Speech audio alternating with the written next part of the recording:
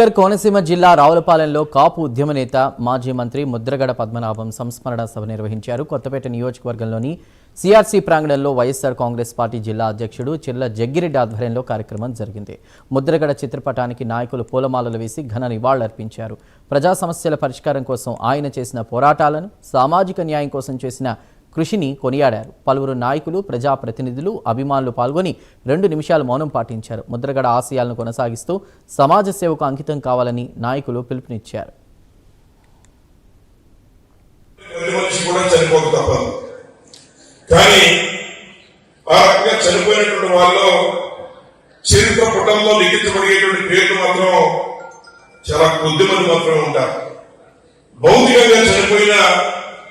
ప్రజల హృదయంలో చిరస్థాయిగా ముద్ర వేసుకునేటువంటి నాయకులు చాలా అరుదుగా ఉంటారు. ఆ అరుదుగా ఉన్నటువంటి నాయకులు ఒక ఆయన నృత్యం ముద్రగడ పద్మనాభం గారు చెప్పి సందర్భంగా మనం తీసుకున్నాం. నేను ఇందాక నుంచి చూస్తున్నా ముద్రగడ పద్మనాభం గారి గురించి మాట్లాడుతుంటే ఎవరు మాట్లాడుతున్నా ముందు ఉద్యమ నేత, కాపు ఉద్యమ నేత, వాస్తవంగా కాపు ఉద్యమ నేత.